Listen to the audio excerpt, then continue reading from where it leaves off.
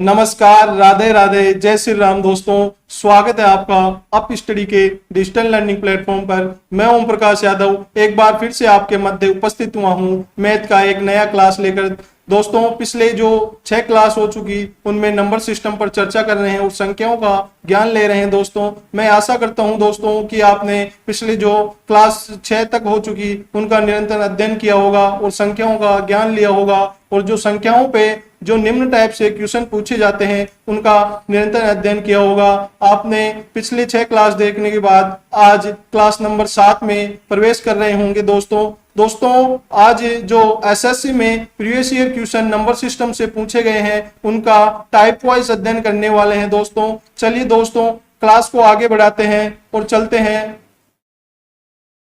दोस्तों, मंजिल उन्हीं को मिलती है जिनके सपनों में जान होती है। पंखों से कुछ नहीं होता दोस्तों, उड़ान तो हौसलों से होती है। चलिए इसी मोटिवेशनल के साथ आगे बढ़ते हैं और क्वेश्चन सोल्व करते हैं। दोस्तों, क्वेश्चन दिया हुआ है 31 इंटू 37 इंटू 36 इंटू 46 इंटू 89 में इकाई का अंक क्या होगा। दोस्तों, इकाई के अंक का अध्ययन क्लास में कर चुके हैं। आज समय है इनके क्वेश्चन करने का, जो भी टाइप वाइज क्वेश्चन करते चलेंगे। दोस्तों, इकाई का अंक पूछा गया है। इकाई का अंक पूछने के लिए इनको सभी संख्याओं को आपस में गुना करवा रहे हैं। तो गुना दोस्तों अपन इकाई के अंक से गुना कर देंगे। तो 1 को 7 से इंटू करेंगे दोस्तों, 7 आएगा। इस 7 को 6 से इंटू कर देंगे, 7 6 का 42 होता है। 42 में इकाई का अंक दोस्तों 2 आ रहा है। इस 2 को दोस्तों 6 से इंटू कर देंगे, 6 दूना 12 होता है। दोस्तों, इकाई का अंक यहाँ भी 2 है और इस 2 को अगले अंक से 9 से गुना कर देंगे दोस्तों, तो यहाँ 18 निकल कर आ रहा है। दोस्तों, 18 में दोस्तों इकाई का अंक है जो 8 है दोस्तों, तो इस क्वेश्चन का आंसर दोस्तों 8 हो गया। चलिए दोस्तों आगे बढ़ते हैं और अगला क्वेश्चन देखते हैं।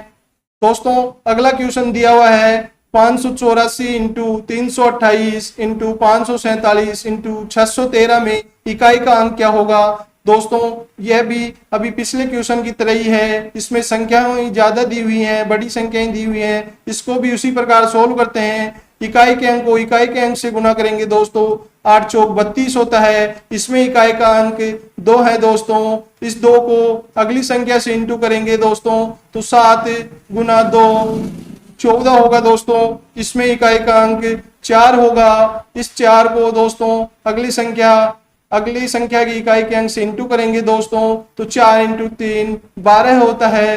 तो दोस्तों इसमें इकाई का अंक 2 आ गया। इसमें ऑप्शन हो जाएगा नंबर सी। चलिए दोस्तों आगे बढ़ते हैं और अगले क्वेश्चन पे चर्चा करते हैं। अगला क्वेश्चन दिया हुआ है दोस्तों 4 फैक्टोरियल में इकाई का अंक क्या होगा। दोस्तों, फैक्टोरियल पे चर्चा कर चुके हैं कि फैक्टोरियल से आशय क्या होता है। यदि जैसे यहाँ 4 फैक्टोरियल दिया हुआ है दोस्तों, तो फैक्टोरियल से यहाँ आशय है कि 4 से समस्त छोटी संख्याओं का गुणा करते जाते हैं 1 तक। दोस्तों, 4 से समस्त सभी छोटी संख्याएं 3 गुना 2 गुना 1 तक इंटू करते चलेंगे दोस्तों, और देखेंगे जो गुणा करने के बाद इकाई का अंक आएगा दोस्तों वही आंसर देना है। यहाँ 4 इंटू 3 12 होता है। 12 को इकाई का अंक 2 है। इस 2 को 2 से इंटू करेंगे दोस्तों, 4 हो जाएगा, और 4 को फिर 1 से इंटू करेंगे तो इकाई का अंक 4 हो जाएगा। दोस्तों, क्वेश्चन नंबर 3 का जो ऑप्शन होगा वह डी हो जाएगा। चलिए आगे बढ़ते हैं और इसी प्रकार अगला क्वेश्चन पे चलते हैं। दोस्तों, यहां दिया हुआ है 5 फैक्टोरियल में इकाई का अंक क्या होगा। तो इसमें दोस्तों इसमें देखेंगे कि 5 फैक्टोरियल दिया हुआ है। फैक्टोरियल से यहाँ आशय है कि दी गई संख्या से समस्त सभी छोटी संख्याओं को आपस में गुणा करके लिख देते हैं दोस्तों। जैसे यहाँ 5 से समस्त छोटी संख्याएं 5 4 3 2 1 हो जाएगी दोस्तों अपन ने क्लास में चर्चा की थी कि शून्य कब बनता है। शून्य जब बनेगा दोस्तों जब किसी संख्या का इकाई का अंक 5 होगा और यह 5 किसी सम संख्या से गुना होगा, तब ही शून्य बनता है दोस्तों। तो यहाँ पे अपन देख पा रहे हैं कि यहाँ पे एक संख्या 5 दी हुई है और यहाँ पे सम संख्या दी हुई है। तो यहाँ पे हमेशा देखने को यह मिलेगा कि 5 जो इकाई का अंक होगा और वह सम संख्या से इंटू होगा तो हमेशा इकाई का अंक शून्य ही बनाएगा दोस्तों। तो इस क्वेश्चन नंबर 4 का आंसर हो गया दोस्तों ए, जो दिया हुआ है शून्य। चलिए क्लास को आगे बढ़ाते हैं और अगले क्वेश्चन पे चर्चा करते हैं दोस्तों। क्वेश्चन दिया हुआ है 6736 की पावर दी हुई है दोस्तों 32,567 में इकाई का अंक क्या होगा दोस्तों। इस प्रकार के क्वेश्चन पर भी चर्चा कर चुके हैं कि यदि इकाई का अंक कोई किसी संख्या के पावर में बड़ी संख्या देकर पूछा जाए तो उसका बड़ा सा सिंपल सा तरीका हमने सीखा था दोस्तों कि जो पावर के अंतिम 2 अंक होते हैं उसमें 4 का भाग दिया जाता है। 4 का भाग देने पर जो रिमाइंडर बचता है दोस्तों उसको आधार के इकाई के अंक के ऊपर घात में लिख देते हैं। तो 67 में 4 का भाग देंगे दोस्तों 4 एकम 4 आएगा दोस्तों और यहाँ पे 27 हो जाएगा, 4 छिगा 24 होगा और यहाँ से 3 बच जाएगा रिमाइंडर 3 बचने के यहाँ रिमाइंडर 3 बचा दोस्तों जो आधार की इकाई के अंक पे पावर के रूप में लिख देंगे दोस्तों 6 की पावर 3 216 होता है दोस्तों। तो यहाँ से इकाई का अंक 6 निकल कर आया दोस्तों। पिछले क्लासों में चर्चा की कि इकाई के अंक में यदि किसी संख्या का इकाई का अंक 0, 1, 5 और 6 में से हो और उस पर फिर कितनी भी घात हो या पावर हो दोस्तों तो उसका इकाई का अंक हमेशा 0, 1, 5 और 6 ही होगा दोस्तों। इस क्वेश्चन को इतना सोल्व भी नहीं करने की जरूरत थी और अपन सीधा भी बता सकते थे कि 6 है इकाई का अंक तो इसकी कितनी भी पावर होगी तो आंसर हमेशा इकाई का अंक 6 ही आने वाला है। चलिए दोस्तों आगे बढ़ते हैं और अगला क्वेश्चन लेते हैं। अगला क्वेश्चन दिया हुआ है दोस्तों 13 की पावर 2003 में इकाई का अंक क्या होगा। इस क्वेश्चन को भी इसी प्रकार सोल्व करेंगे दोस्तों। अंतिम 2 अंकों में 4 का भाग देंगे। अंतिम 2 अंकों में 4 का भाग देने पर हमें पता है कि यहाँ रिमाइंडर 3 आ रहा है दोस्तों। तो 3 की जो संख्या दी हुई है उसकी इकाई के अंक के ऊपर पावर को लिख देंगे रिमाइंडर को। 3 की पावर 3 होता है दोस्तों 27 में इकाई का अंक दोस्तों 7 है तो यहाँ से ऑप्शन नंबर डी सही होगा। चलिए दोस्तों आगे बढ़ते हैं और इसी प्रकार क्वेश्चन लेते हैं और सॉल्व करते हैं दोस्तों। अब क्वेश्चन दिया हुआ है 23 की पावर 21 इंटू 24 की पावर 22 इंटू 26 की पावर 23 इंटू 27 की पावर 24 इंटू 25 की पावर 25 दी हुई है और में इकाई का अंक क्या होगा दोस्तों यह पूछा गया है। दोस्तों अभी चर्चा की कि इस प्रकार की श्रृंखला में यदि किसी संख्या का इकाई का अंक 5 हो और उसमें एक संख्या सम संख्या दी हुई हो दोस्तों, यहाँ पे सम संख्या 26 भी है 24 भी है और एक संख्या का इकाई का अंक 25 दिया गया है दोस्तों। इस प्रकार इस क्वेश्चन को बड़े ही आसानी से बता सकते हैं कि यहाँ इकाई का अंक शून्य होने वाला है दोस्तों, शून्य होने वाला है। तो यहाँ से इस इतने बड़े क्वेश्चन का आंसर दोस्तों शून्य निकल कर आ रहा है, इसलिए यहाँ ऑप्शन सी सही होगा दोस्तों। चलिए क्लास को आगे बढ़ाते हैं और अगले क्वेश्चन पे चर्चा करते हैं। अगला क्वेश्चन दिया हुआ है दोस्तों 3694 की पावर दी हुई है दोस्तों 1793 इंटू 615 की पावर दी हुई है दोस्तों 317 इंटू 841 की पावर दी हुई है 941 दी हुई है दोस्तों।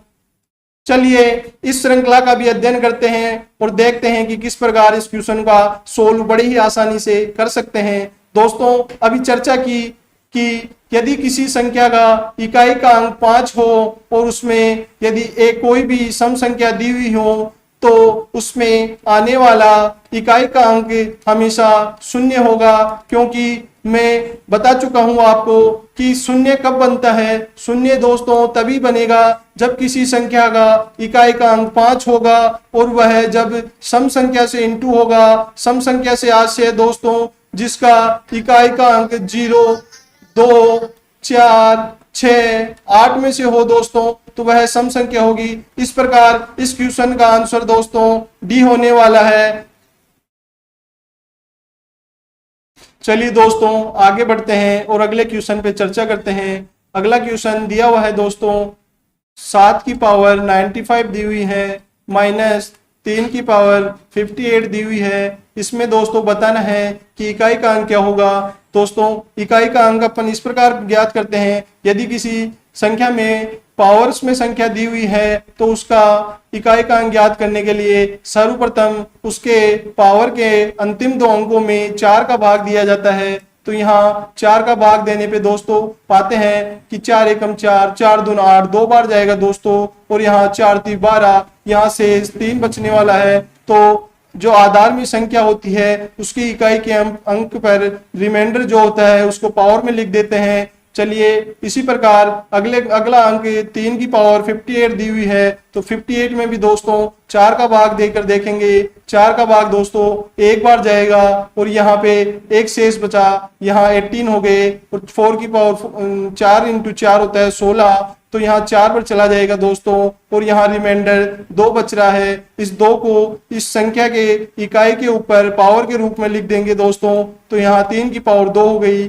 7 की पावर 3 दोस्तों होता है 343, 343 होता है, और 3 की पावर जो 2 होती है दोस्तों वह 9 होता है। दोस्तों इसमें से घटाकर लिखेंगे। इसमें से दोस्तों यह मुख्य तरीका है यहाँ पे, जो इसमें 3 में से 9 घटा के 6 नहीं करना है दोस्तों, जो गलत हो जाएगा। इसमें से 3 में से ये 9 नहीं जा रहा, तो इस संख्या से एक हासिल ले लेंगे, तो यहाँ 13 हो जाएगा दोस्तों, और 13 में से 9 जाएगा तब दोस्तों 4 बच जाएगा, और 4 ही इस क्वेश्चन का आंसर होगा। इसलिए क्वेश्चन नंबर 9 में सी आंसर होगा जो दिया गया है 4। चलिए दोस्तों क्लास को आगे बढ़ाते हैं और अगले क्वेश्चन पे चर्चा करते हैं।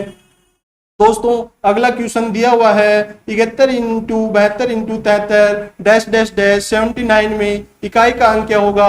दोस्तों इस क्वेश्चन में एक श्रृंखला दी हुई है, श्रृंखला में इकाई का अंक पूछ रहा है, और इस श्रृंखला में दोस्तों देख पा रहे हैं कि है 71 से 79 तक की श्रृंखला है। तो हमें पता है कि यहाँ बीच में 75 भी आने वाला है। यहाँ 75 आने से यह क्वेश्चन बड़ा ही आसान हो जाता है। 75 जब कभी किसी सम संख्या से इंटू होगा दोस्तों, तो वह हमेशा शून्य ही बनाने वाला है, शून्य ही बनाने वाला है। तो इस क्वेश्चन को बड़े ही आसानी से बता सकते हैं कि यहाँ इकाई का अंक शून्य होगा, जो ऑप्शन ए सही है। चलिए दोस्तों क्लास को आगे बढ़ाते हैं और अगले क्वेश्चन पे चर्चा करते हैं। दोस्तों अगला क्वेश्चन है 1000 फैक्टोरियल में शून्यों की संख्या क्या होगी। दोस्तों चर्चा कर चुके हैं क्लास में किस प्रकार शून्यों की संख्या ज्ञात की जाती है। दोस्तों इसमें देखेंगे कि 2 व 5 शून्य हमेशा 2 व 5 के गुणा होने से ही बनती है, या सम संख्या से गुणा होने से बनती है। तो इसमें देखेंगे दोस्तों कि यहाँ पे न्यूनतम जो गुणनखंड है वो किसके हैं, 2 के हैं या 5 के। तो इस श्रृंखला में देखने पर हम पाते हैं कि ये श्रृंखला इस प्रकार है 1000 into 999 into dash dash dash 3 गुणा 2 गुणा 1। तो इसमें देख पा रहे हैं कि 2 के गुणनखंड तो प्रत्येक 2 संख्या छोड़ने पर है, और 5 के गुणनखंड दोस्तों प्रत्येक 5 संख्या छोड़ने पर है। तो हम यहाँ से सीधा सीधा देख पा रहे हैं कि इस श्रृंखला में 5 के गुणनखंड न्यूनतम होने वाले हैं। इसलिए इस श्रृंखला में दोस्तों 1000 में 5 का भाग लगेगा दोस्तों, तो यह आएगा 5 दूना 10, 200 बार जाएगा दोस्तों। 200 अभी भी जो भाजक से बड़ा है, तो यह प्रक्रिया जब तक करते हैं दोस्तों जब तक आने वाला भागफल है जो भाजक से छोटा नहीं हो जाता। चलिए दोस्तों 200 में अब 5 का भाग लगने वाला है, 5 चौक का 20 होगा दोस्तों, यह 40 पर जाएगा। 40 अभी भी दोस्तों भाजक से बड़ा है, इसलिए इसमें एक बार और भाग देकर देखते हैं। यह हो जाएगा दोस्तों 5 अंटे 40। 8 अभी भी दोस्तों भाजक से बड़ा है, तो एक बार और भाग देकर देखते हैं। तो यहाँ पे दोस्तों 5 एकम 5 हो गया। अब दोस्तों इस प्रकार इन सभी संख्याओं का योग कर लेंगे दोस्तों और बता सकते हैं आसानी से कि 1000 फैक्टोरियल में आने वाले शून्यों की संख्या क्या होगी। दोस्तों इन सभी का योग होगा जो 249 होने वाला है और ऑप्शन नंबर सी सही होगा। चलिए दोस्तों क्लास को आगे बढ़ाते हैं और अगले क्वेश्चन पर चर्चा करते हैं। अगला क्वेश्चन दिया हुआ है दोस्तों 1 गुना 3 गुना 5 गुना 7 गुना डैश डैश डैश 99 101 में शून्यों की संख्या क्या होगी। दोस्तों इस श्रृंखला को देखने पर ज्ञात हो रहा है कि यह श्रृंखला विषम संख्याओं की अभाज्य संख्याओं की श्रृंखला है या विषम संख्याओं की मान सकते हैं विषम संख्याओं की श्रृंखला है दोस्तों। तो मैंने क्लास में चर्चा की थी और बार बार चर्चा की थी इस पॉइंट पे कि जब विषम संख्याओं को आपस में गुणा किया जाता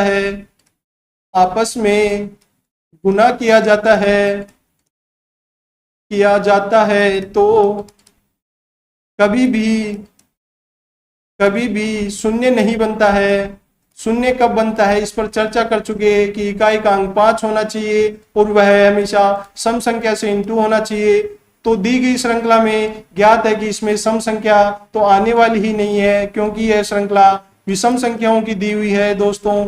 इसलिए यहाँ आने वाले शून्यों की संख्या भी शून्य होगी क्योंकि विषम संख्या ही जब आपस में गुणा होती है तो शून्य नहीं बनाती। तो क्वेश्चन नंबर 12 का जो हल होगा दोस्तों वह डी होगा जो शून्य होगा। चलिए दोस्तों आगे बढ़ते हैं और अगले क्वेश्चन पर चर्चा करते हैं।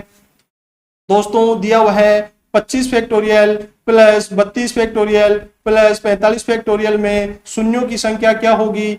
दोस्तों इसमें निकाल सकते हैं कि 25 फैक्टोरियल से आशय है दोस्तों यहाँ पे 25 से सभी छोटी संख्याओं को आपस में गुना किया जाएगा dash dash dash into 3 into 2 into 1। तो इसमें बड़े आसानी से बता सकते हैं कि शून्यों की संख्या क्या होने वाली है दोस्तों। शून्यों की संख्या यहाँ पे होगी दोस्तों 25 तक देखेंगे कि दोस्तों कि 5 के जो गुणनखंड होंगे वही न्यूनतम होंगे। इसलिए यहाँ 5 का भाग लगेगा दोस्तों। यह आएगा 5 25 5 पर जा रहा है दोस्तों और 5 अभी भी भाजक से बराबर है दोस्तों। तो इसको छोटा करने के लिए 5 में 5 का भाग एक बार और जाएगा तो यहाँ 6 हो जाएगा। तो दोस्तों 25 फैक्टोरियल में शून्यों की संख्या 6 होगी दोस्तों। अब दिया हुआ है 32 फैक्टोरियल में भी इसी प्रकार शून्यों की संख्या ज्ञात कर सकते हैं दोस्तों। 32 में 5 का भाग लगेगा दोस्तों 5 6 30 होगा। अभी भी जो 6 है भागफल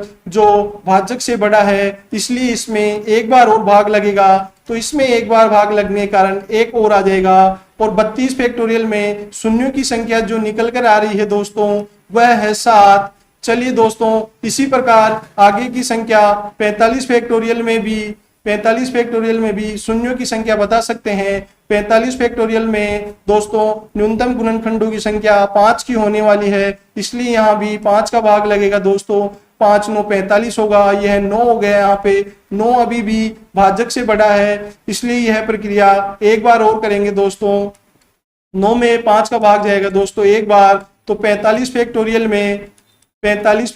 में शून्यों की संख्या दोस्तों 9 और 1 10 हो गई। इस प्रकार दोस्तों 25 factorial plus 32 factorial plus 45 factorial में जो संख्या शून्यों की संख्या निकल कर आ रही है वह होगी 23। देखते हैं दोस्तों कौन से ऑप्शन में है। तो यहाँ पे ऑप्शन नंबर सी सही होगा। चलिए दोस्तों आगे बढ़ते हैं और इसी प्रकार क्वेश्चन का सोल्व करते हैं दोस्तों। अब दिया हुआ है 48 फैक्टोरियल प्लस 20 फैक्टोरियल में शून्यों की संख्या क्या होगी। दोस्तों चलिए इस प्रकार क्वेश्चन को भी सोल्व करना सीखते हैं। यहाँ 48 फैक्टोरियल में बता सकते हैं बड़ी आराम से कि नंबर ऑफ जीरो क्या होने वाला है। 48 में दोस्तों पा रहे हैं हम कि 5 की गुणनखंड न्यूनतम होने वाले हैं इसलिए 5 का भाग लगेगा दोस्तों। 5 का भाग 48 में 5 9 45 9 बार जा रहा है दोस्तों और अभी भी जो 9 है जो भाजक से बड़ा है। तो यह प्रक्रिया एक बार और करते हैं। 9 में 5 का भाग एक बार जाएगा दोस्तों तो यह हो जाएगा दोस्तों 48 फैक्टोरियल में नंबर ऑफ जीरो की संख्या 10 हो गई दोस्तों। 48 फैक्टोरियल में नंबर ऑफ जीरो की संख्या 10 हो गई। इसी प्रकार 20 फैक्टोरियल में भी निकालेंगे दोस्तों।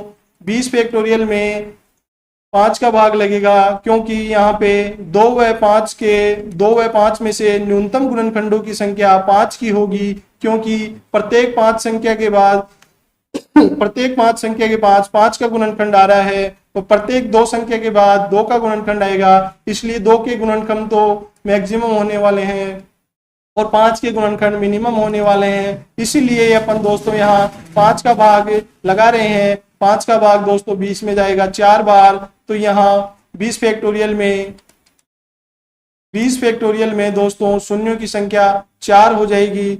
दोस्तों यहाँ आंसर 4 आने वाला है, क्योंकि दोस्तों जैसे अपन अभी 10 में 100 जोड़ने को कहा जाए, 10 में 100 जोड़ने को कहा जाए, तो वैसे तो हमें पता है कि यहाँ नंबर ऑफ जीरो 1 है और यहाँ नंबर ऑफ जीरो 2 है। इस प्रकार यहाँ 3 नंबर ऑफ जीरो आनी चाहिए, लेकिन योग करेंगे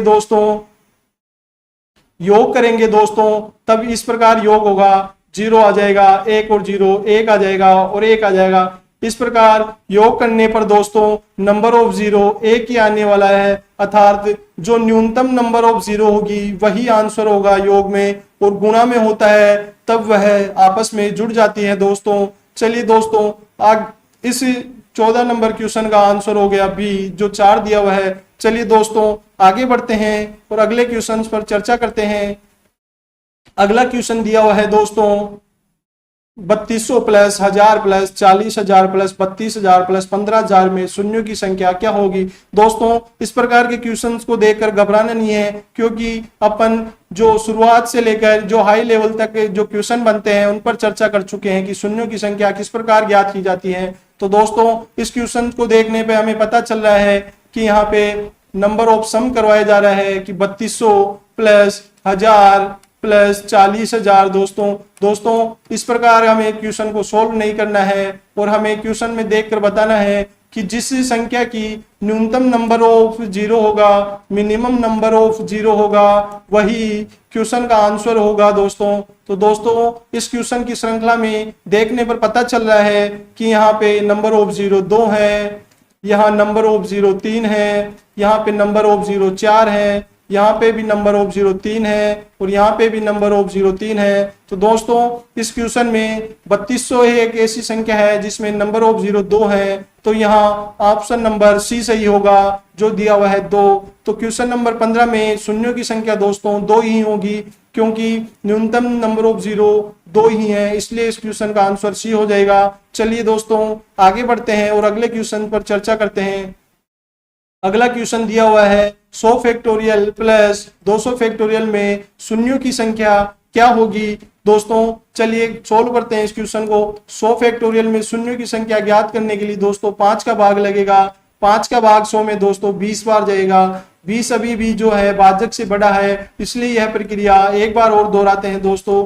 20 में 5 का भाग लगेगा दोस्तों 4 बार जाएगा। तो दोस्तों यहाँ से 100 फैक्टोरियल में नंबर ऑफ जीरो की संख्या दोस्तों 24 निकल कर आ रही है। इसी प्रकार 200 फैक्टोरियल में भी निकालेंगे दोस्तों।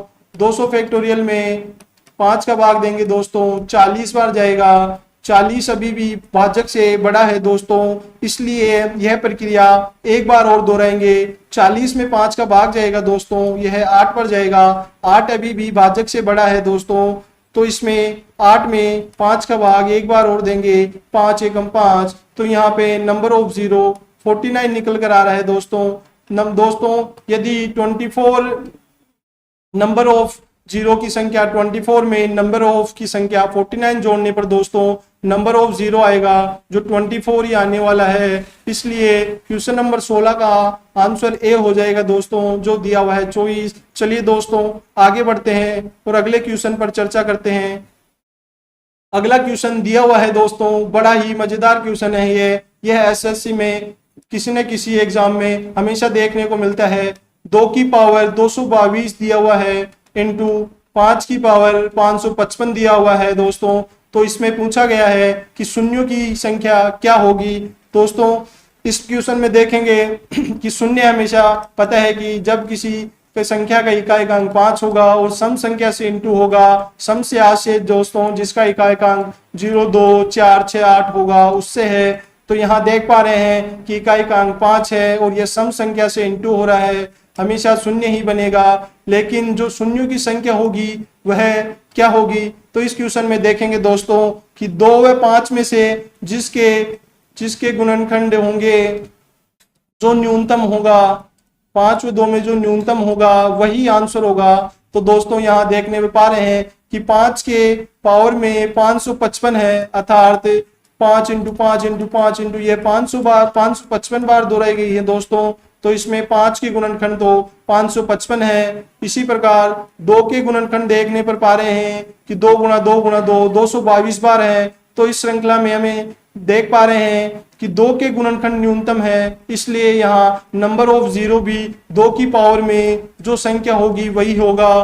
तो यहाँ पे 2 की पावर में दोस्तों नंबर ऑफ जीरो 222 हो जाएगा, इसलिए यहाँ क्वेश्चन नंबर 17 में ऑप्शन ए सही होगा। चलिए दोस्तों आगे बढ़ते हैं और क्वेश्चन सोल्व करते हैं। अगला दोस्तों एक श्रृंखला दी हुई है 18 नंबर क्वेश्चन में कि 10 प्लस 100 प्लस 1000 प्लस, इस प्रकार दोस्तों यह श्रृंखला चल रही है। तो इसमें शून्यों की संख्या क्या होगी, तो दोस्तों मैं आपको बता देना चाहता हूं एक बार फिर से कि यदि इस संख्याओं का इस प्रकार योग किया जाए तो इस श्रृंखला में जिस पद में नंबर ऑफ जीरो की संख्या न्यूनतम होगी वही ही क्वेश्चन का आंसर होता है। तो दोस्तों दी गई श्रृंखला में नंबर संख्या 10 ऐसा पद है जिसमें नंबर ऑफ जीरो मिनिमम है। तो यहाँ 10 में नंबर ऑफ जीरो 1 है।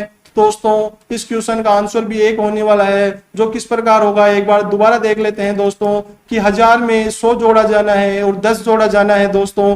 तो यहाँ पे 0 हो जाएगा और यहाँ पे दोस्तों 1 हो गया। इस प्रकार दोस्तों इकाई का अंक तो 0 आएगा, यहाँ पे नंबर ऑफ जीरो तो 0 हो गया और आगे संख्या बनती जाती है इस प्रकार। इसलिए दी गई श्रृंखला में जिस पद में नंबर ऑफ जीरो की संख्या मिनिमम होगी दोस्तों वह ही हमारा आंसर होने वाला है। इसलिए क्वेश्चन नंबर 18 का दोस्तों डी ऑप्शन सही होगा, जो है 1। चलिए आगे बढ़ते हैं और अगले क्वेश्चन पर चर्चा करते हैं। दोस्तों क्वेश्चन नंबर 19 दिया गया है 240 के गुणनखंडों की संख्या ज्ञात कीजिए। दोस्तों गुणनखंडों का टाइप पर भी चर्चा कर चुके हैं। चलिए दोस्तों इस क्वेश्चन को सोल्व करते हैं। सबसे पहले यदि आपको गुणनखंड नहीं निकालने आ रहे हैं दोस्तों तो इस प्रकार निकाल सकते हैं, जो छोटी क्लासों में सीखे है कि 240 के गुणनखंड इस प्रकार होंगे। 2 का भाग जाएगा दोस्तों 120 आएगा, फिर 2 का भाग जाएगा दोस्तों 60 आएगा, फिर 2 का भाग जाएगा दोस्तों 30 आएगा,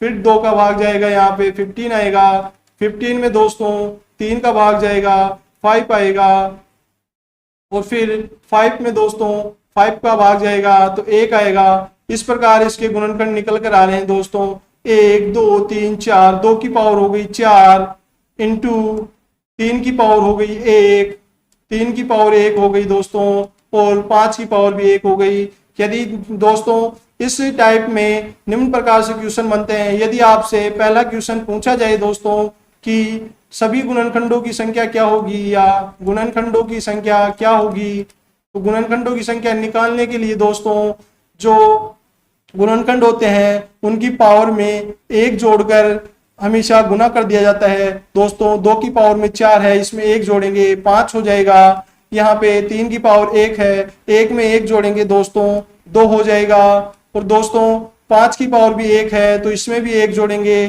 तो यह भी 2 हो जाएगा। इस प्रकार कुल गुणनखंडों की संख्या निकल कर आ रही है 5 इंटू 2 10, 10 इंटू 2 20। तो यहाँ कुल गुणनखंडों की संख्या 20 हो जाएगी। तो ऑप्शन नंबर ए सही है। यहाँ पे दोस्तों इस क्वेश्चन में 2 प्रकार के टाइप से और क्वेश्चन पूछे जाते हैं, उन पे भी चर्चा यही कर लेते हैं दोस्तों। यदि दोस्तों यहाँ पे विषम गुणनखंडों की संख्या पूछी जाए, विषम गुणनखंडों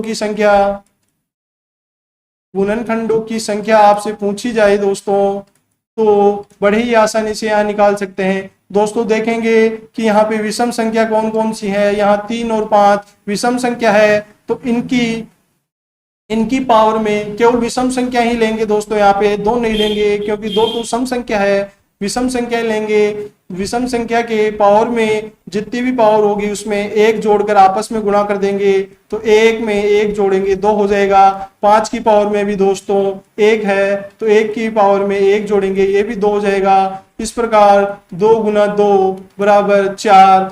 यदि विषम गुणनखंडों की संख्या पूछी जाती है यहाँ से तो 4 आंसर होता दोस्तों। इसमें एक प्रकार से और क्वेश्चन पूछा जाता है, जैसे पूछा गया है कि सम गुणनखंडों की संख्या क्या होगी, सम गुणनखंडों की संख्या क्या होगी। सम गुणनखंडों की संख्या निकालने के लिए दोस्तों हमें कुल गुणनखंडों की संख्या ज्ञात होनी चाहिए और विषम गुणनखंडों की संख्या ज्ञात होनी चाहिए। दोस्तों कुल गुणनखंडों की संख्या में से विषम गुणनखंडों की संख्या निकाल देंगे तो हमारे पास सम गुणनखंडों की संख्या शेष बच जाएगी। दोस्तों इस प्रकार इस क्वेश्चन से 3 क्वेश्चन सोल्व किए जो एग्जामों में मुख्यतः पूछे जाते हैं। चलिए दोस्तों आगे बढ़ते हैं और अगले क्वेश्चन पर चर्चा करते हैं।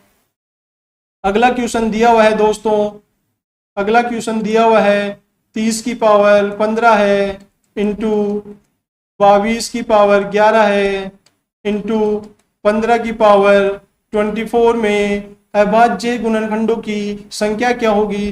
दोस्तों यदि अभाज्य गुणनखंडों की संख्या इस प्रकार पावर्स में देकर पूछा जाए तो उससे आशय है कि दी गई संख्याओं को इस प्रकार तोड़ना है, अभाज्य संख्याओं के गुणनखंडों में तोड़ना है। जैसे दोस्तों 30 को इस प्रकार तोड़ सकते हैं 5 इंटू 6, तो इसमें दोस्तों हम देख पा रहे हैं कि 5 तो एक अभाज्य संख्या है लेकिन 6 एक भाज्य है, तो इस 6 को भी इस प्रकार तोड़ देंगे दोस्तों 2 इंटू 3। तो दोस्तों 30 को इस प्रकार लिख सकते हैं 5 गुना 2 गुना 3। दोस्तों 30 को इस प्रकार लिख सकते हैं और यह सभी संख्याएं अभाज्य संख्याएं होंगी। तो कुल मिलाकर सीधा सीधी बात यह है कि दी गई श्रृंखला में संख्याओं को इस अनुरूप तोड़ना है कि वह अभाज्य गुणनखंडों में विभक्त हो जाएं। जिस प्रकार 30 को तोड़ा 5 इंटू 6, फिर 6 देखा तो भाज्य है तो 6 को भी 2 गुना 3 में तोड़ लिया दोस्तों, तो यह 5 गुना 2 गुना 3, 5 गुना 10 और 10 तिया 30 दोस्तों इस प्रकार लिख सकते हैं। और 22 को भी इसी प्रकार तोड़ेंगे दोस्तों, 22 को इस प्रकार तोड़ सकते हैं 2 गुना 11, यह भी अभाज्य संख्या है दोस्तों। अब दोस्तों तोड़ेंगे 15 को दोस्तों 3 इंटू 5 के रूप में तोड़ सकते हैं। दोस्तों कुल मिलाकर बात इस प्रकार है कि अभाज्य गुणनखंडों में तोड़ना है, तोड़ने के बाद यह पावर होगी जैसे 5 गुना 2 गुना 3 में दोस्तों पावर 15 आ रही है और 2 गुना 11 में दोस्तों पावर 11 है और 3 गुना 5 गुना में पावर दोस्तों 24 है।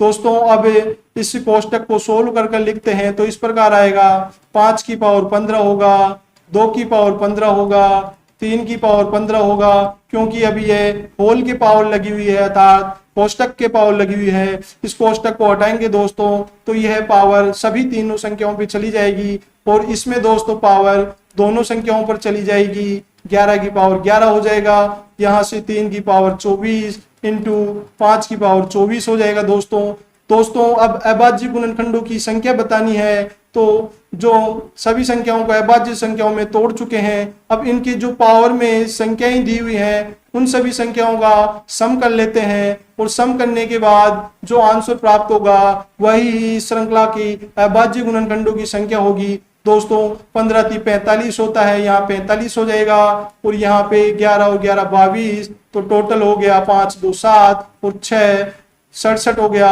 67 में दोस्तों 67 में 8 और 4 ये और इंक्लूड हो जाएगा तो इसमें निकल के आएगा 8 और 7 15 का 5 होता है दोस्तों, 1 बच गया और यहाँ पे 6 और 4 10 115 हो गया दोस्तों। तो इसका ऑप्शन नंबर इसमें सही नहीं दिया गया है दोस्तों, मिस प्रिंटिंग हो गई यहाँ पे, तो यहाँ पे ऑप्शन नंबर ए मान लेते हैं, 115 हो जाएगा दोस्तों। चलिए आगे बढ़ते हैं और अगला क्वेश्चन सोल्व करते हैं।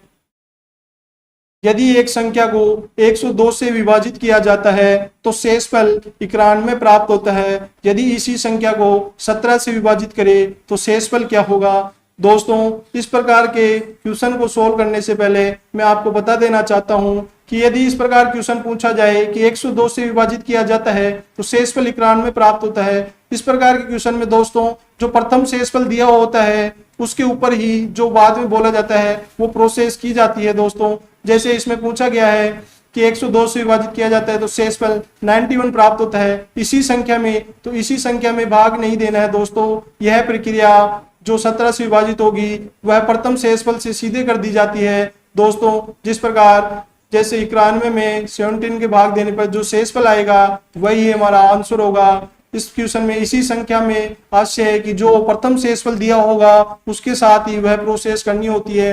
यदि इस क्वेश्चन में इस प्रकार पूछा जाता दोस्तों कि 102 से विभाजित किया जाता है और शेषफल 91 प्राप्त होता है तो इसी संख्या के वर्ग में 17 से विभाजित करें तो शेषफल क्या आएगा, तो 17 से वर्ग करने से यहाँ आशय है कि जो प्रथम शेषफल होगा दोस्तों उसके वर्ग में ही 17 का भाग देने से यहाँ आशय है। तो इस प्रकार यहाँ पे देख लेंगे दोस्तों 17 का भाग देंगे, 17 चौक 68, 17 5 85 होता है।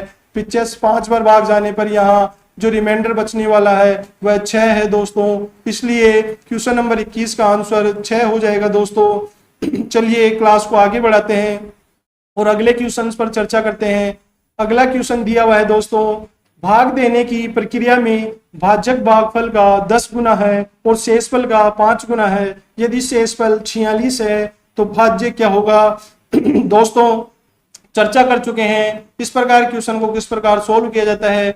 मैंने भाज्य भाजक और भागफल और शेषफल में संबंध बताया था दोस्तों कि भाज्य बराबर भाजक इंटू भागफल, भाजक इंटू भागफल प्लस शेषफल दिया हुआ है।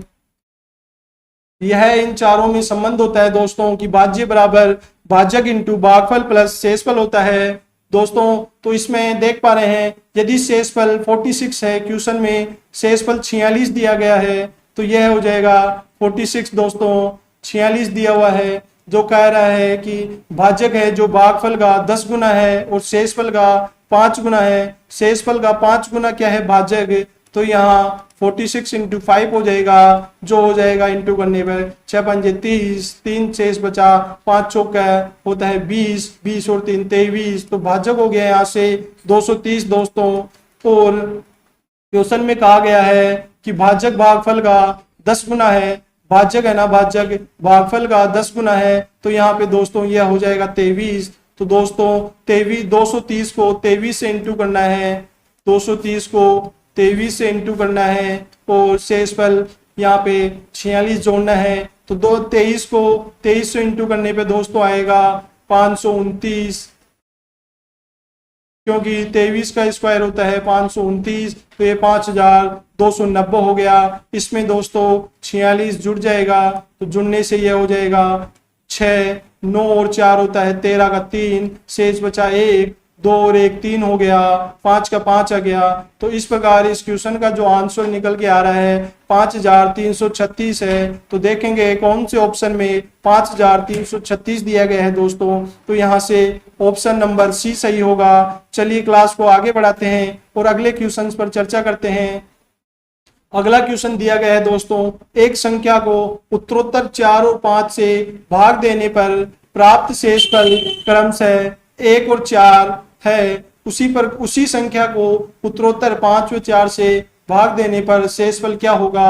दोस्तों इस प्रकार को क्वेश्चंस को इस प्रकार सोल्व किया जाता है। जैसे कह रहा है कि एक संख्या मान लेते हैं x में उत्तरोत्तर यानी क्रमागत होता है कि पहले 4 का भाग दिया जा रहा है और फिर 5 का भाग दिया जा रहा है। तो दोस्तों इस प्रकार क्वेश्चन को सोल्व करने का तरीका इस प्रकार होता है कि 4 का भाग देने पर संख्या में क्रमशः 1 शेष आ रहा है और संख्या में 5 का भाग देने पर क्रमशः 4 शेष आ रहा है दोस्तों। तो इस प्रकार इस क्वेश्चन को सोल्व करेंगे दोस्तों। यहाँ पे 1 बचेगा लास्ट में, अंतिम में जब भी भाग देते हैं तो शेष 1 बचता है इधर भागफल में दोस्तों। तो यह हो जाएगा, मैंने अभी बताया कि भाज्य बराबर भाजक इंटू भागफल प्लस शेषफल, भागफल प्लस शेषफल होता है। तो दोस्तों यहाँ पे देख पा रहे हैं कि ये तो है भाजक और ये है भागफल, यह है भागफल और यह है शेषफल।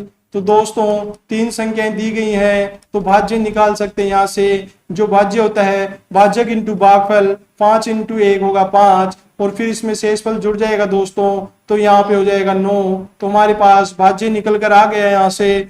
दोस्तों यह प्रक्रिया ही अब यहाँ लगानी है, भाजक इंटू भागफल, 9 चौक 36 होगा, और 36 में दोस्तों शेषफल 1 जुड़ जाएगा, तो यहाँ पे 37 हो जाएगा। तो दोस्तों इस क्वेश्चन में यहाँ जो संख्या पूछी गई है कि एक संख्या को, तो वह संख्या 37 है।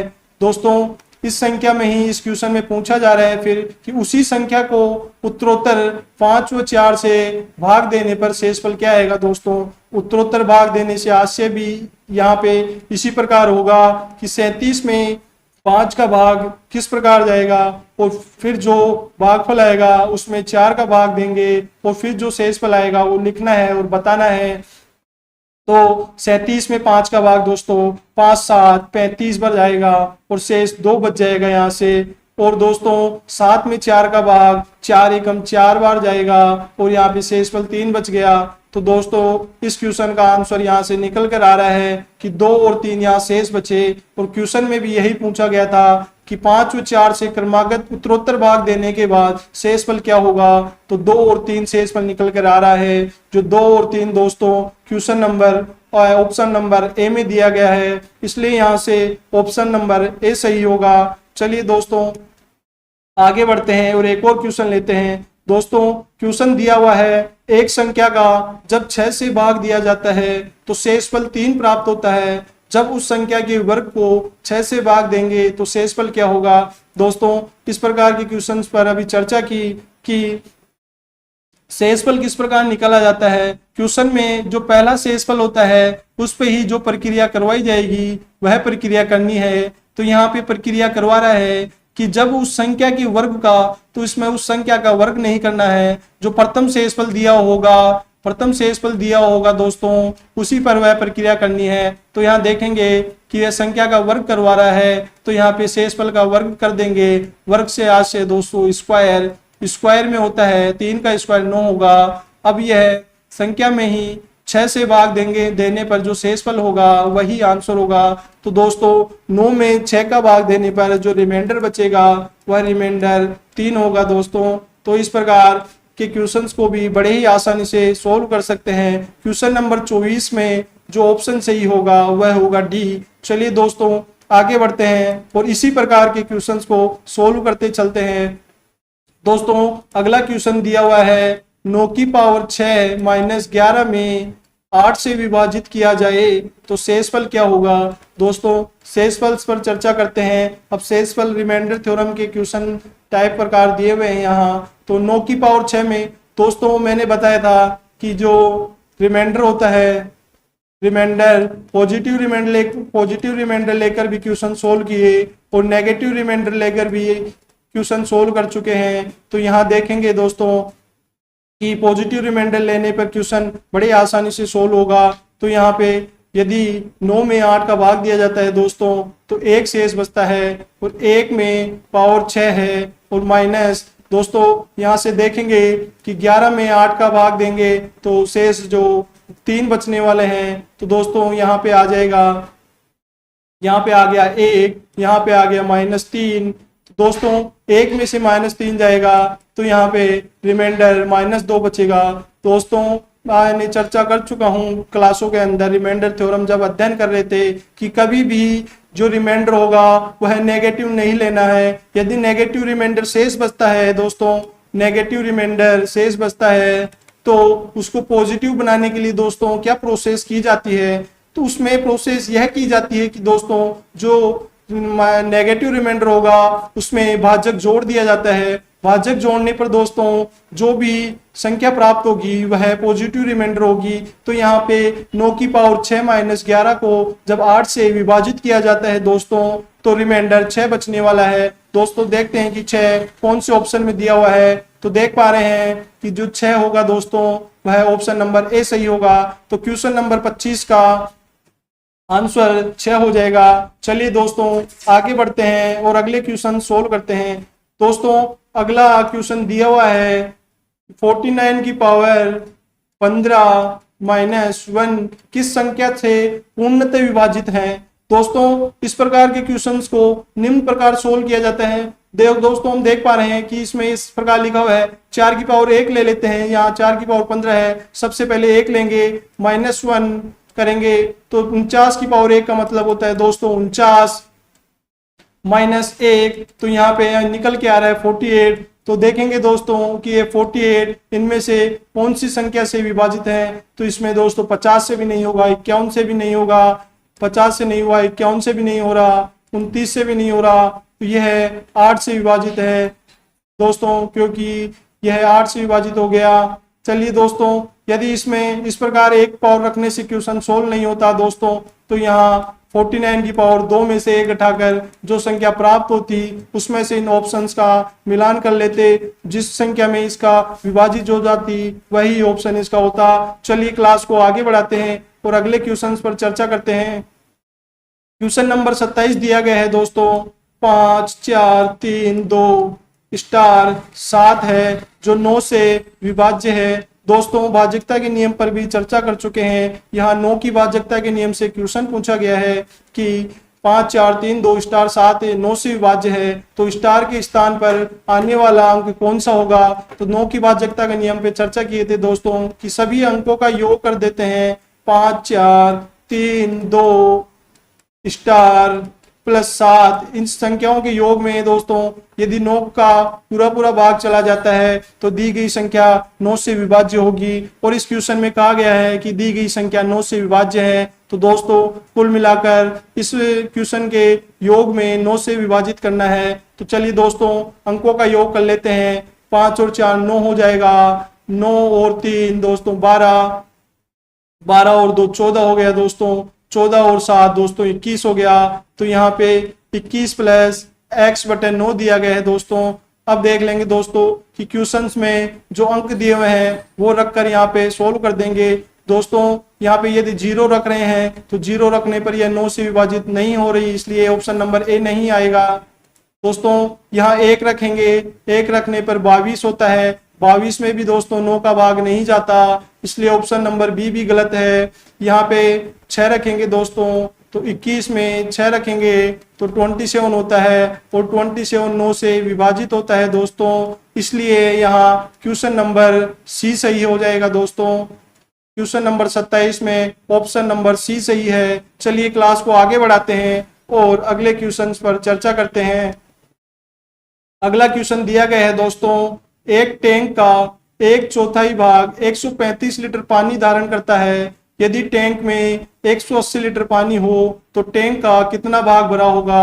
दोस्तों चलिए इस प्रकार क्वेश्चन को सोल्व करना भी सीखते हैं। क्वेश्चन दिया हुआ है 1/4, यहाँ 1/4 से आशय है दोस्तों 4 में से 1 भाग, 4 में से 1 भाग या 1/4 को ही दोस्तों 1/4 कहा जाता है।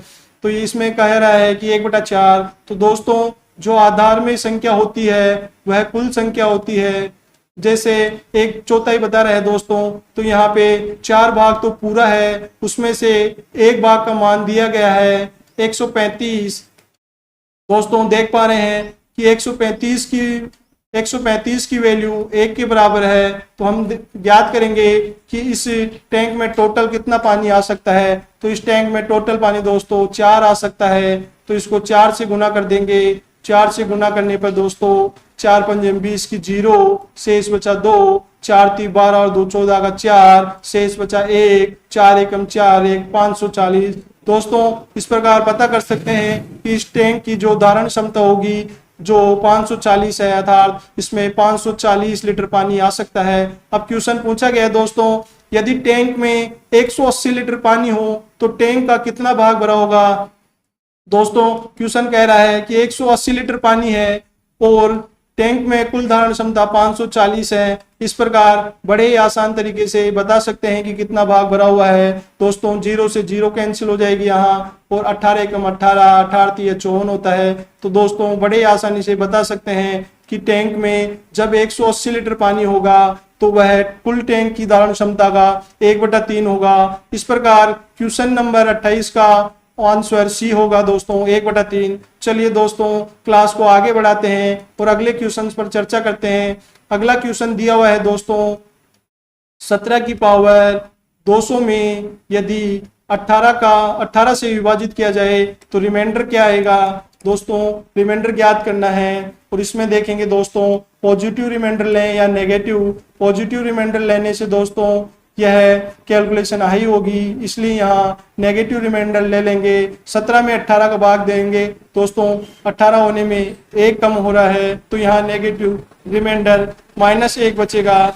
-1 की पावर 200 दी गई है दोस्तों इस प्रकार के क्वेश्चंस पर भी चर्चा कर चुके हैं कि जब 1 की पावर दोस्तों पॉजिटिव हो, उसमें चाहे सम पावर में हो या विषम पावर में हो, तो आंसर हमेशा 1 आता है। और दोस्तों यदि -1 की पावर में सम संख्या होगी तो हमेशा आंसर 1 आएगा। और यदि -1 की पावर में विषम संख्या होगी दोस्तों, -1 की पावर में विषम संख्या होगी तो आंसर हमेशा -1 आने वाला है। यह भी एक मुख्य बात है ध्यान रखने की दोस्तों।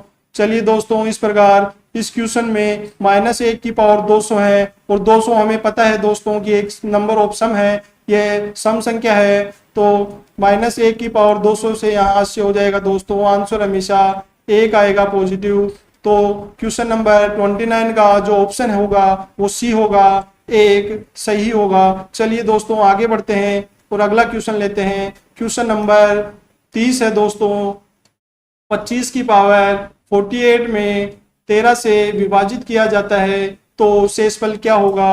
दोस्तों इस प्रकार के क्वेश्चन को सोल्व करेंगे और रिमाइंडर लेंगे तो यहाँ रिमाइंडर दोस्तों 13 में 25 का भाग देने पर दोस्तों 13 दूना 26 होता है, लेकिन यहाँ पे 25 है तो यहाँ पे नेगेटिव रिमाइंडर आएगा दोस्तों -1। तो यहाँ पे -1 की पावर 48 है दोस्तों। 48 एक सम है तो सम संख्या है, यहाँ पे -1 की पावर में यदि सम संख्या होती है दोस्तों तो आंसर हमेशा 1 ही निकल कर आता है। इस प्रकार क्वेश्चन नंबर 30 का ऑप्शन नंबर डी सही होगा, जो 1 होगा। चलिए दोस्तों क्लास को आगे बढ़ाते हैं और अगले क्वेश्चन पर चर्चा करते हैं। अगला क्वेश्चन दिया हुआ है दोस्तों, 2 की पावर 21 को यदि 9 से विभाजित किया जाता है तो रिमाइंडर क्या शेष बचता है। दोस्तों इस प्रकार के क्वेश्चंस को भी बड़े आसानी से सोल्व कर सकते हैं। दोस्तों यहाँ पे जो भाजक में 9 दिया हुआ है दोस्तों, तो ऊपर में जो अंश में संख्या है उसको 9 के नजदीक बनाते हैं। तो दोस्तों 9 के नजदीक किस प्रकार बना सकते हैं, या तो इसको 9 के नजदीक बनाएंगे तो इसको इस प्रकार तोड़ सकते हैं दोस्तों, 2 की पावर 21 है, 2 की पावर 21 को इस प्रकार तोड़ सकते हैं दोस्तों, क्योंकि यह गुना होने पर भी इसी रूप में है कि 7 या 21, तो 2 की पावर 21 हो गई दोस्तों। इसमें 9 से विभाजित करना है और अब बता सकते हैं 2 की पावर 3 दोस्तों 8 होता है, यहाँ से 8 की पावर 7 आ जाएगी दोस्तों और बटा में 9 आ जाएगा।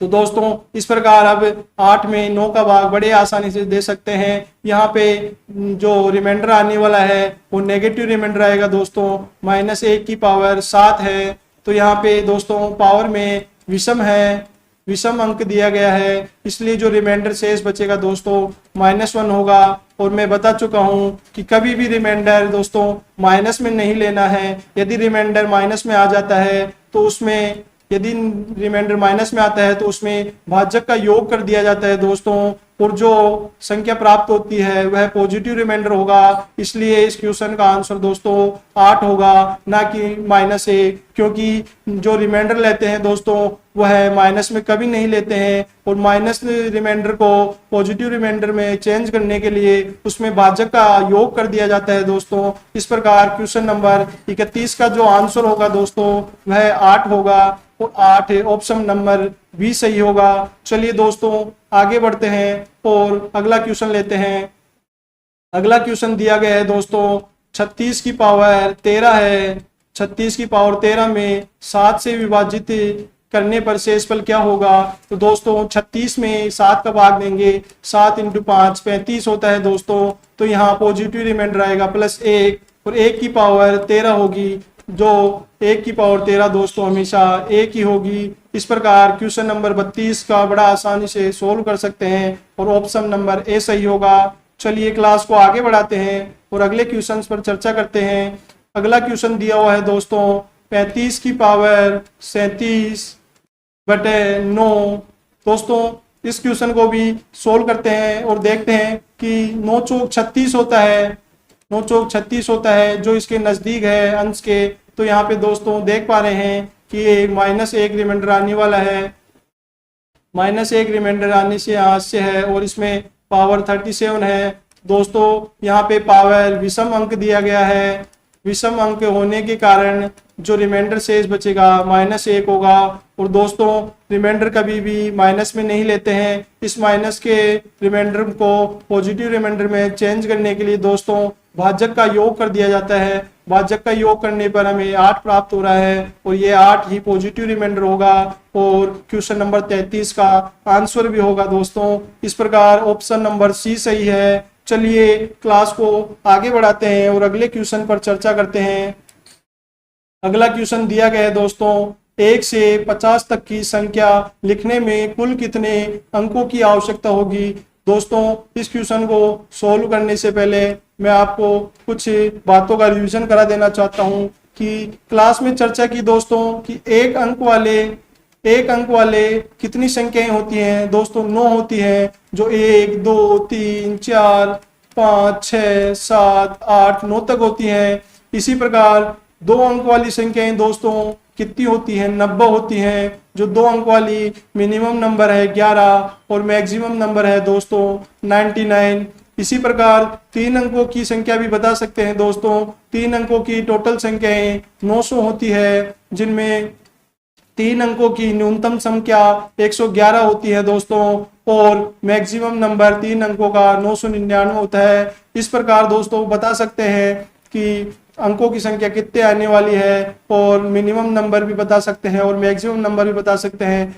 क्वेश्चन में पूछा गया है 1 से 50 तक की संख्या लिखने में कुल कितने अंकों की आवश्यकता होगी। यहाँ अंकों से आज से दोस्तों जैसे ये 1 अंक वाली संख्या है तो इसमें दोस्तों 9 अंकों की आवश्यकता होगी 1 से 9 तक गिनती लिखने में। और यदि 2 अंकों की संख्या पूछा जाए तो दोस्तों इसमें 2 अंकों की संख्या 90 होती है और 2 अंकों का यहाँ से है कि एक संख्या लिखने में 2 अंक का उपयोग किया जा रहा है।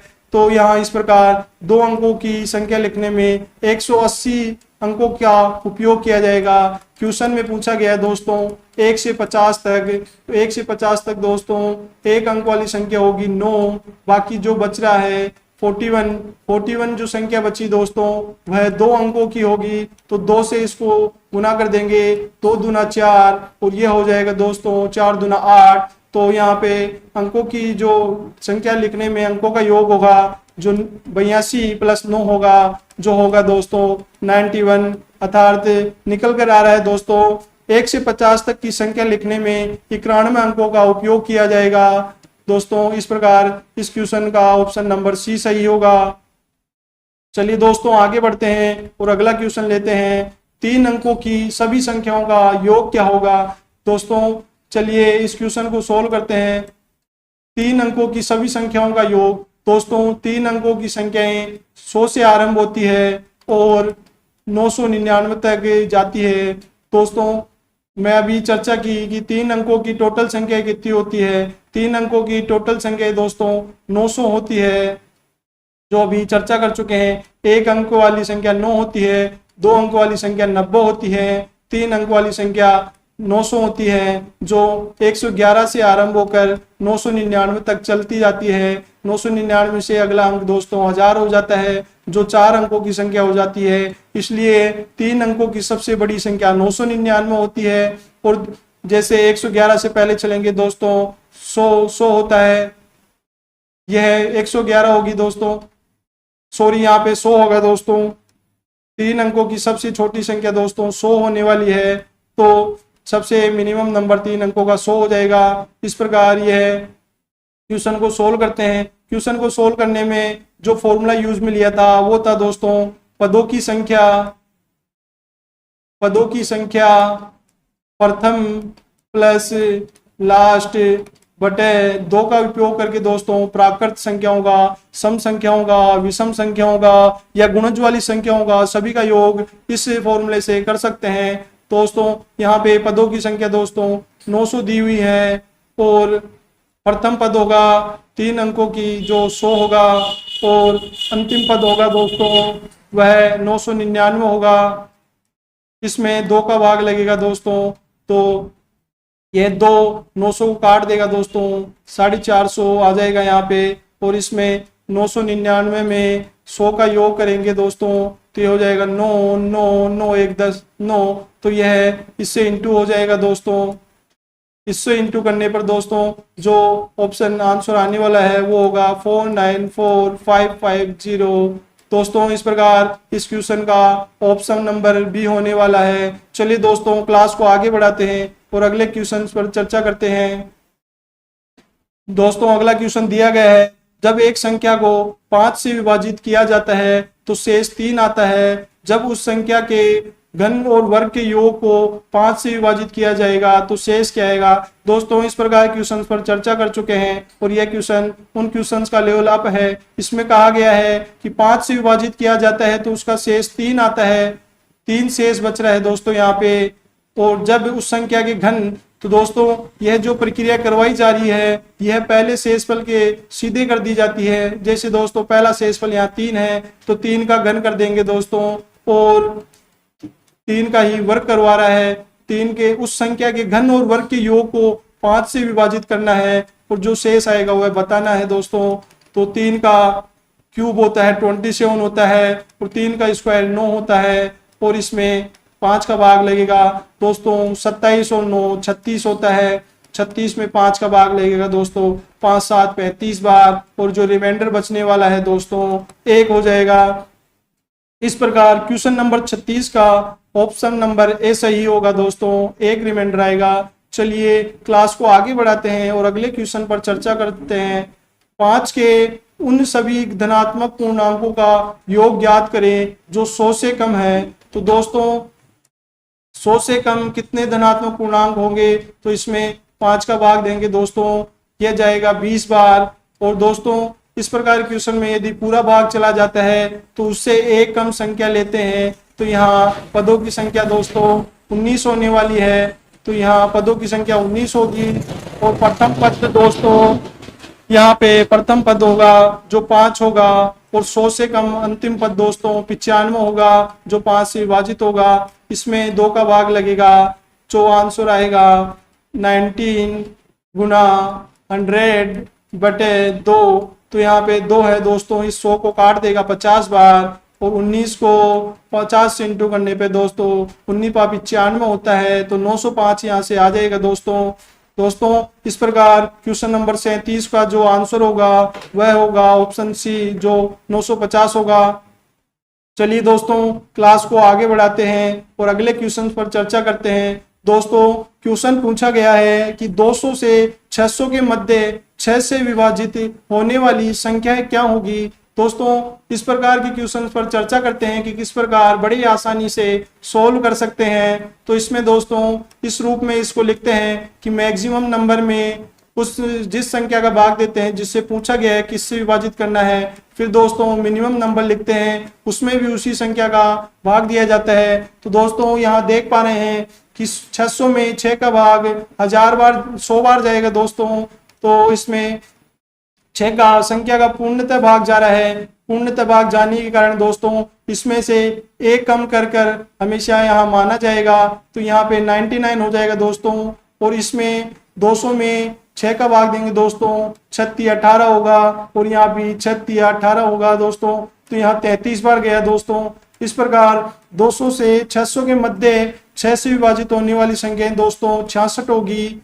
इस प्रकार क्वेश्चन नंबर 38 का जो आंसर सही होगा वह ऑप्शन सी है। चलिए दोस्तों आगे बढ़ते हैं और इसी टाइप के कुछ थोड़ा लेवल अप कर देखते हैं कि कितनी संख्याएं आने वाली हैं।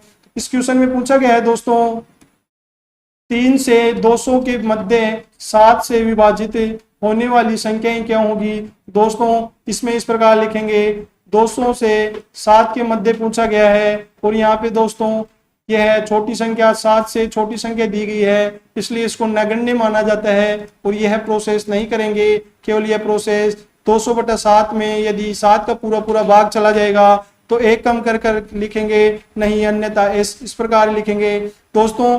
200 में 7 का भाग देंगे तो आएगा 7 एकम 7, 7 या 21 ज्यादा होता है, 2 बार जाएगा 14 बचेगा, यहाँ 6 बच गया दोस्तों, तो 7 8 56, 8 बार जाएगा दोस्तों।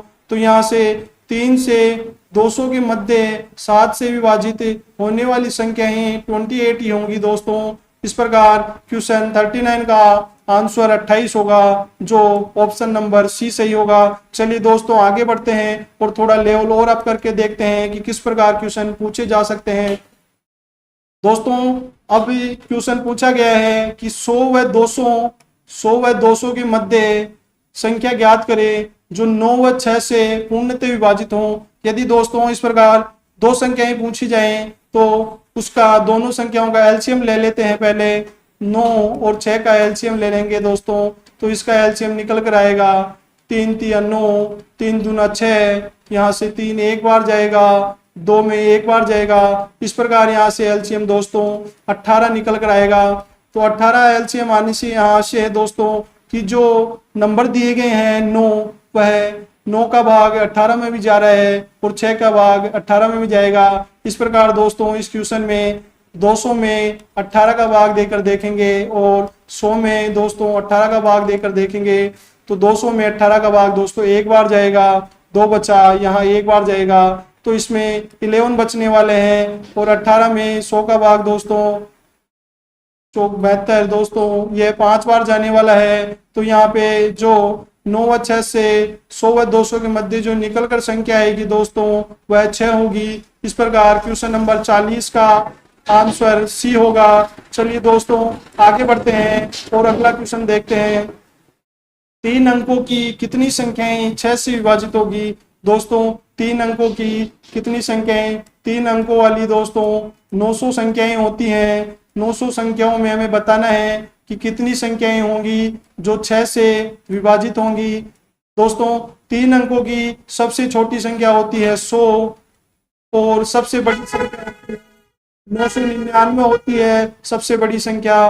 तो दोस्तों इसमें देखेंगे 999 को 6 से विभाजित किया जाएगा और 100 को दोस्तों 6 से विभाजित किया जाएगा। यदि 999 में 6 का पूर्णतः भाग जाएगा या पूर्णतः विभाजित होगी तो -1 कम कर लिखेंगे, अन्यथा भागफल जो आएगा वह लिखेंगे। चलिए दोस्तों 999 में 6 का भाग देते हैं, यहाँ जाएगा एक बार, 6 कम 6, यहाँ 3 बच गया दोस्तों, यहाँ 6 जिंगा 36 हो जाएगा और दोस्तों यहाँ फिर 3 बच जाएगा। तो यहाँ पे जो 166 आ रहा है दोस्तों 166 आ गया और 6 में 100 में 6 का भाग देंगे दोस्तों तो यह 6 कम 6 एक बार जाएगा, तो यहाँ 40 आ गया। 40 में दोस्तों 6 छिंगा 36, 16 बार जाने वाला है। तो यहाँ से निकल कर आ रहा है दोस्तों 3 अंकों की 150 संख्या ही ऐसी होंगी जो 6 से विभाजित होगी दोस्तों। इस प्रकार इस क्वेश्चन का आंसर भी होगा जो 166 होगा। चलिए दोस्तों आगे क्वेश्चन की ओर। दोस्तों यदि अब समय हो चुका है आपसे विदा लेने का। आज हम जो नंबर सिस्टम के प्रीवियस ईयर क्वेश्चन है लगभग सभी टाइप से कवर कर चुके हैं। यदि कोई और टाइप रह गया तो अगली क्लास में चर्चा करेंगे। यदि आपको मेरा वीडियो अच्छा लगा हो तो वीडियो को लाइक कीजिए और हाँ शेयर भी कीजिए दोस्तों, और चैनल को सब्सक्राइब करना ना भूलें। चलिए दोस्तों आप स्टडी के इस छोटे से दोस्त को इजाजत दीजिए। जय हिंद, जय भारत।